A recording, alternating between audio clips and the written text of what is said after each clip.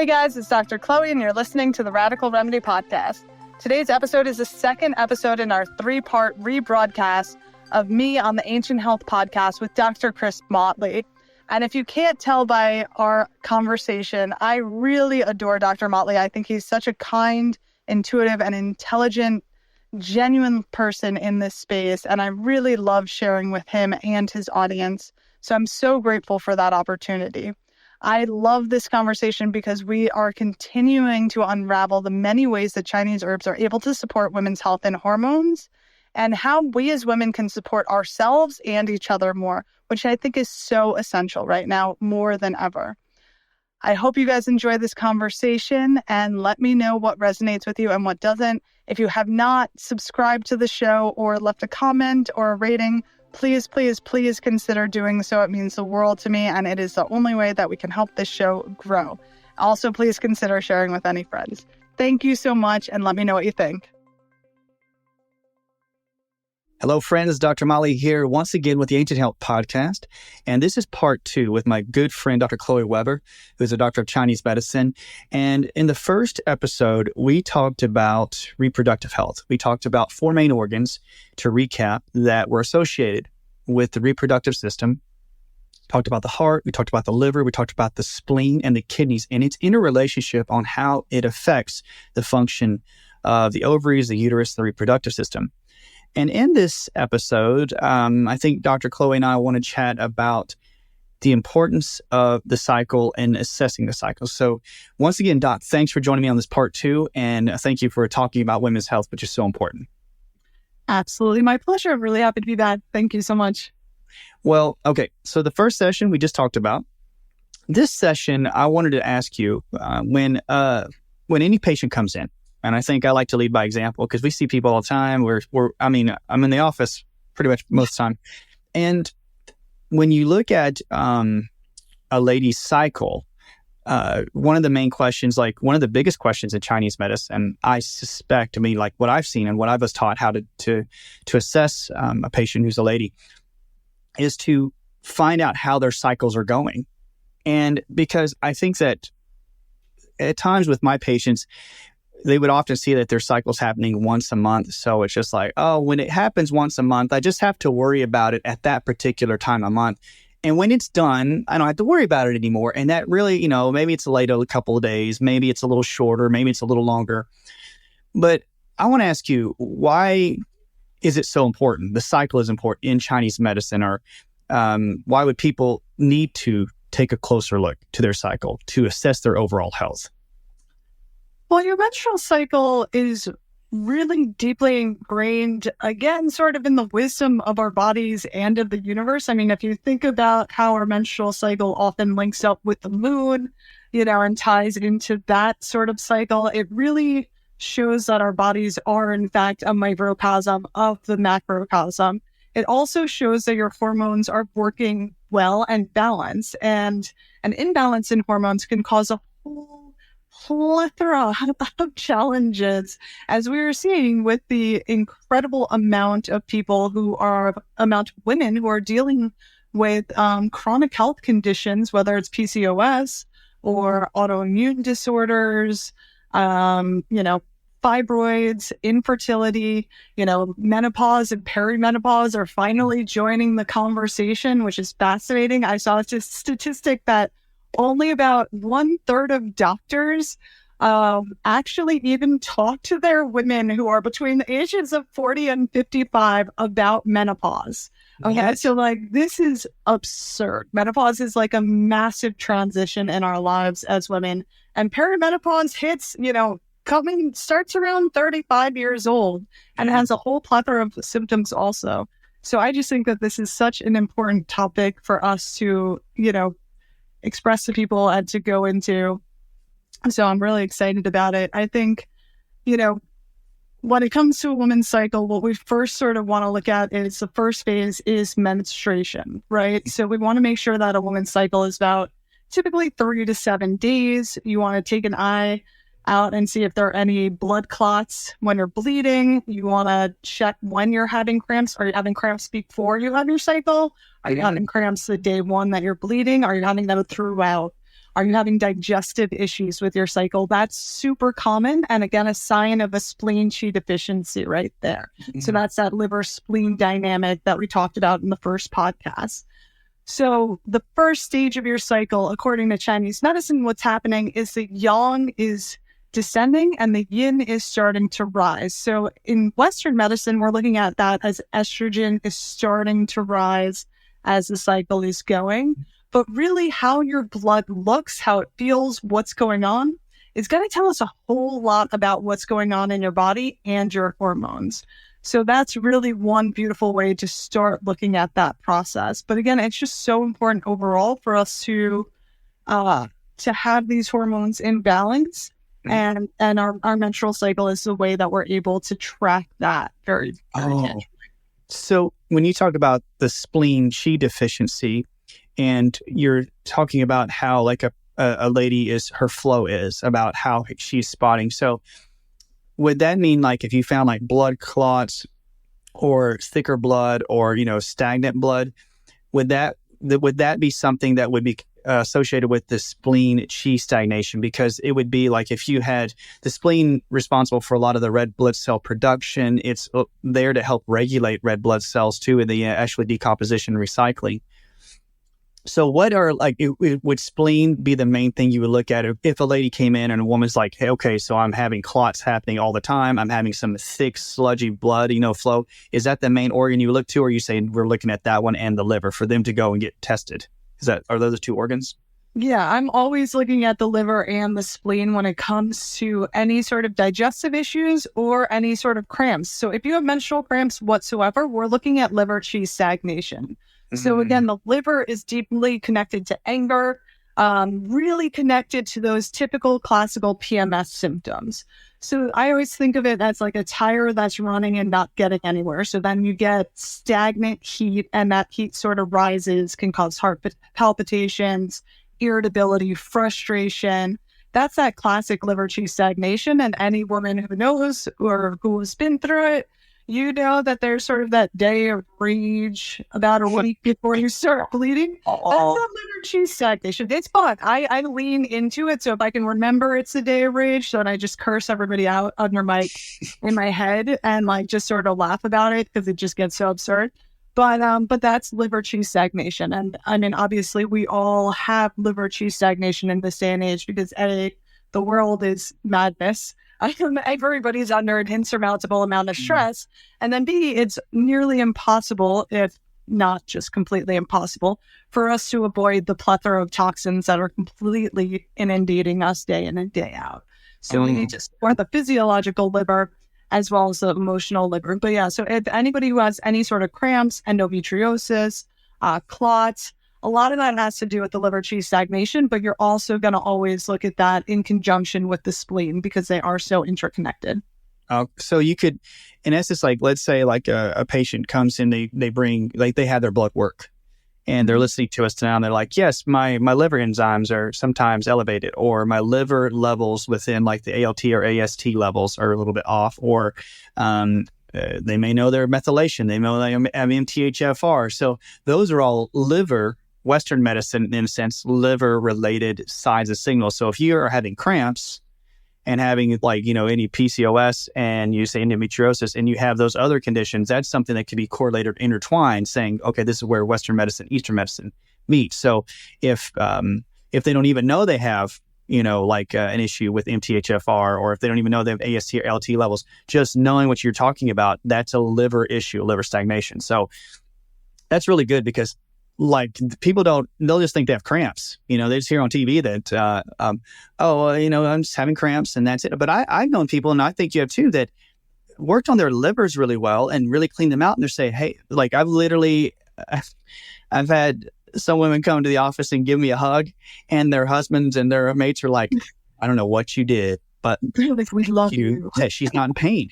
She's not doubled over in cramps. And I was just so thankful, you can help somebody like that has that. So you have the clotting. What about, Doc, whenever, let's say they get, they'll spot, sometimes they'll spot and they kind of miss or anything like that. Is there like a different pathway you would look at for, and we're going to talk about how you assess, but is like if they're barely spotting and they're kind of missing and they're not pregnant, is there some other way, or is it mostly the liver and the spleen as well?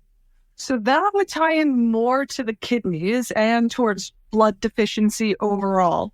So deficiency of blood in Chinese medicine is often going to come around when you're sort of working out too much, not eating enough, or not eating enough fats, you're under a lot of stress, those sorts of things. You can think of sort of the wiry body type often are going to have amenorrhea. The other type of body type is going to be sort of damp stagnation that may block the blood and may slow the blood formation. So when it comes to that, I'm more concerned about tonifying the blood and nourishing the kidneys, because then you're really at a place of deficiency if you're not really bleeding at all. So we've got to find out where that underlying deficiency is coming from and start building that up. And again, that's an easy thing to do in a lot of ways when it comes to adding, really nutritious blood nourishing foods, kidney nourishing foods. So if you're looking for, Chinese medicine is beautiful in terms of how you'll see the correlation. So like the kidneys are correlated with the color black or blue, depending on who you're talking to. But so look at foods that are rich in blue, that have blue color. So the blueberries, blackberries, black sesame seeds are phenomenal for nourishing the kidneys.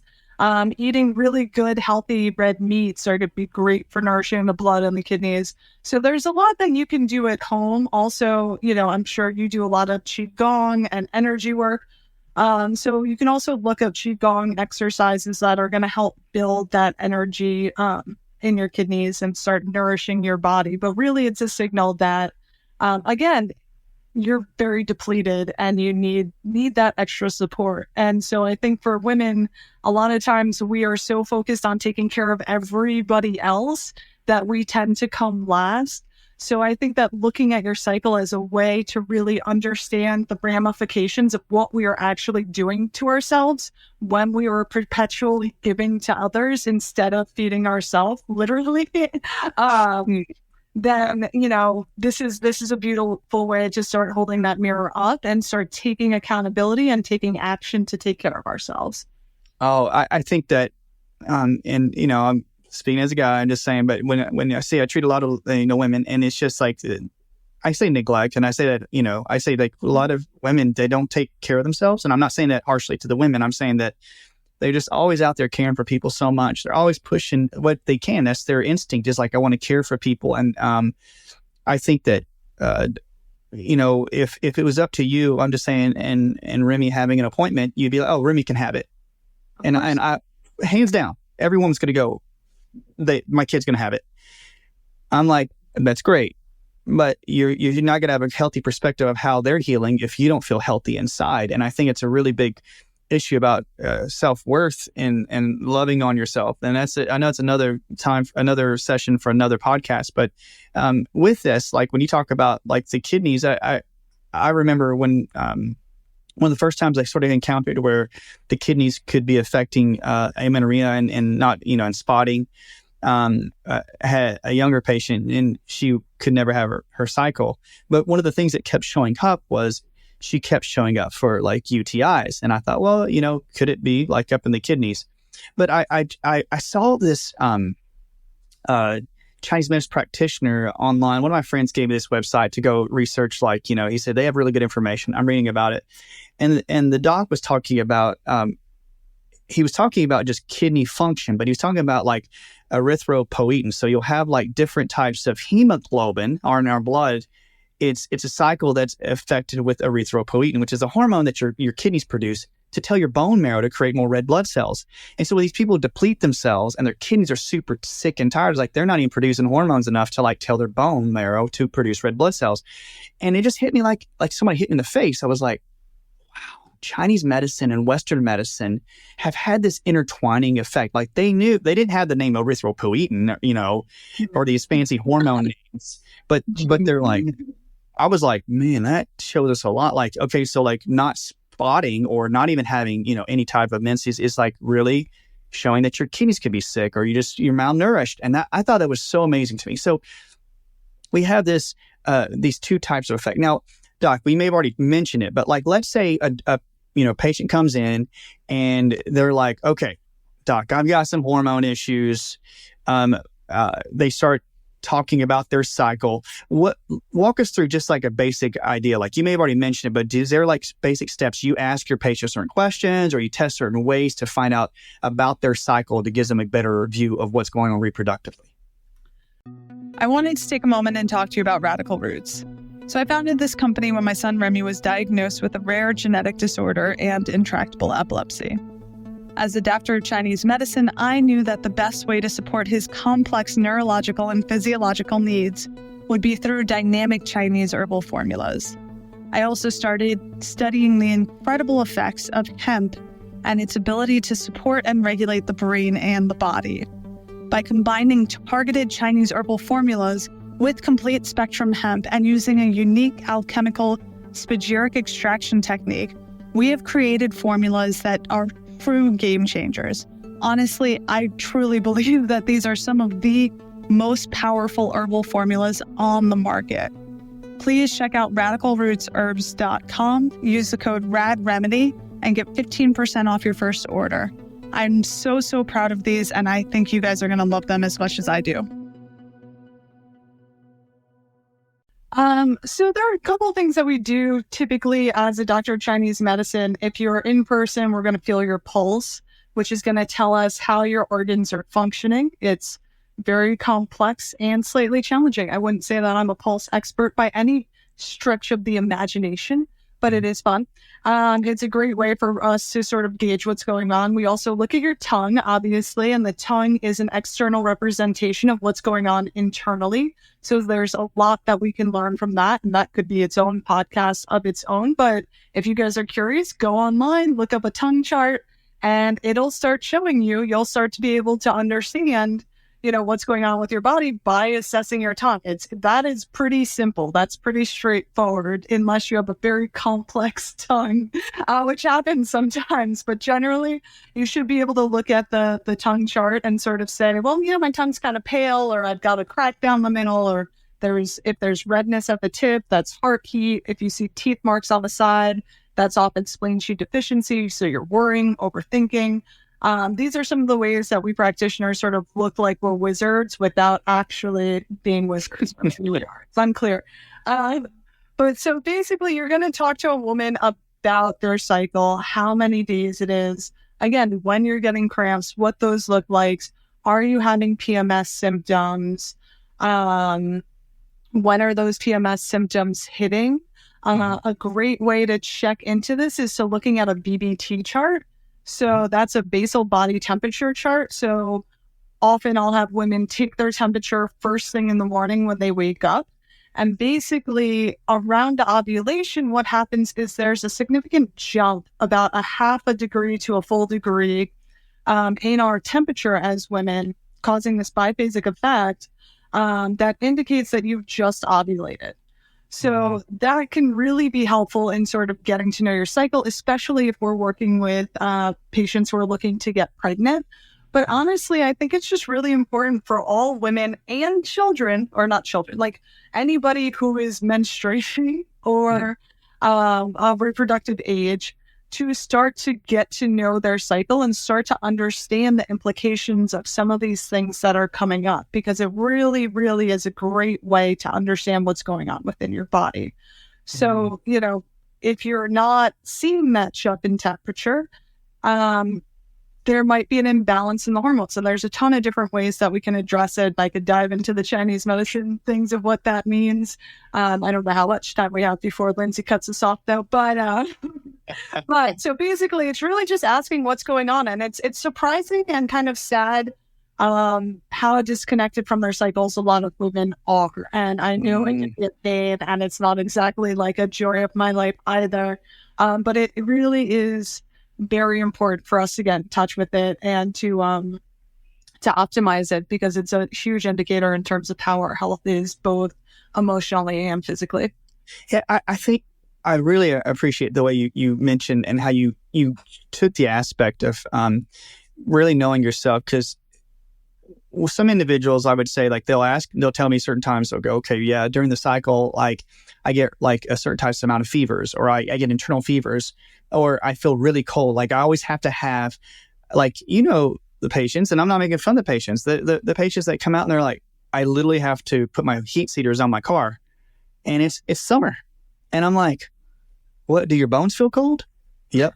Bones always feel cold. Hands are always cold. I don't care how temperature is. It's always cold.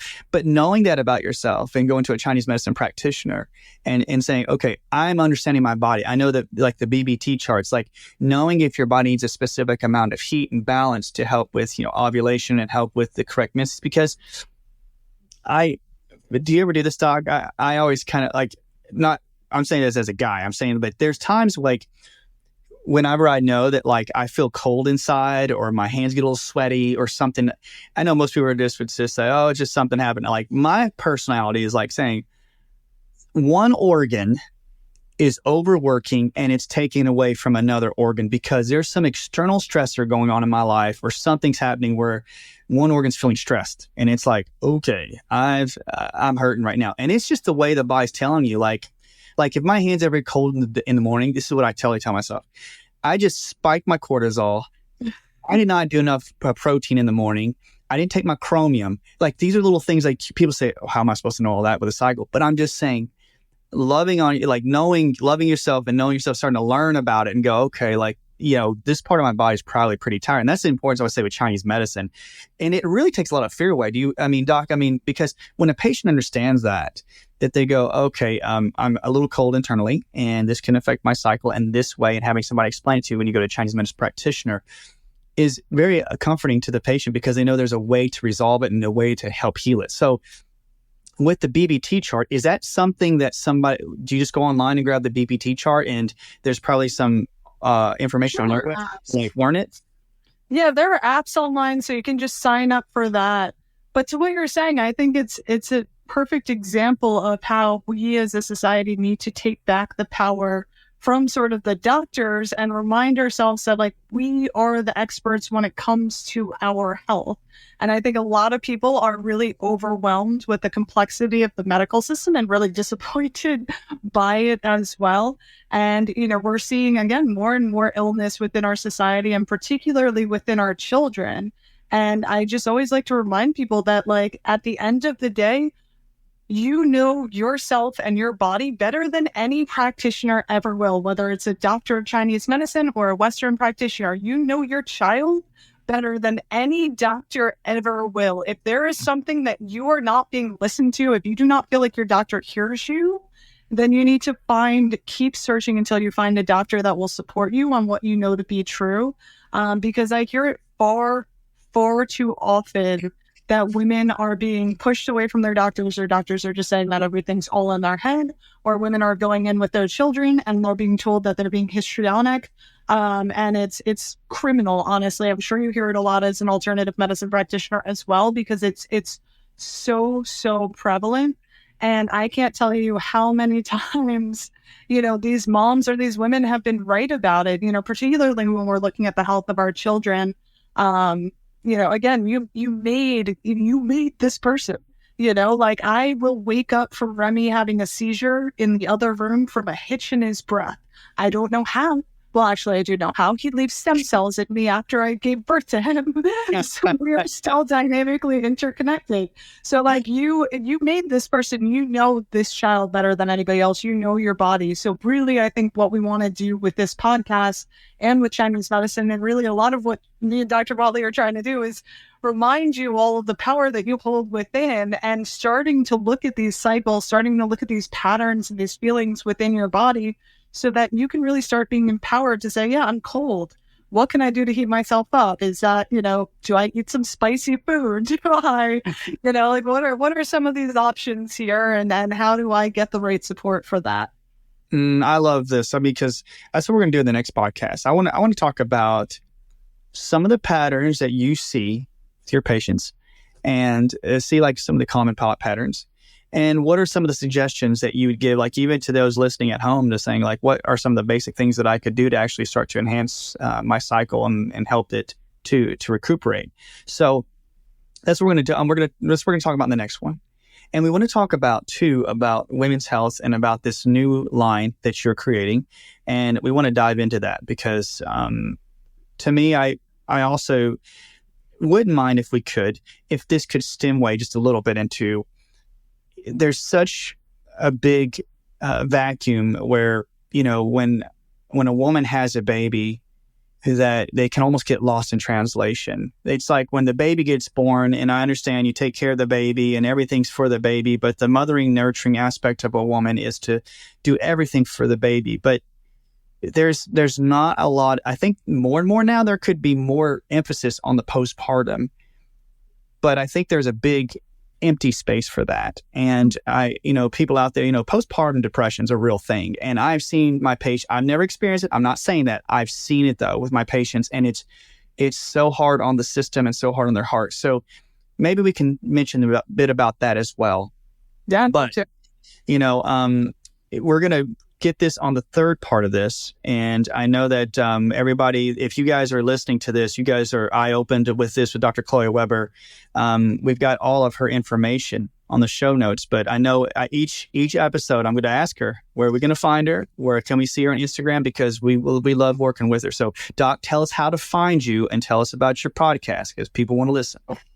All right. Well, I would love it if you checked out radicalrootsherbs.com. That is the CBD and Chinese herb line that I started for my son Remy when he was having intractable epilepsy, and the products keep me as my best self so I can show up for him, which we'll talk about in the next one, because sometimes as moms, we have to con ourselves to take care of ourselves by saying, this is what I have to do to take care of my kid.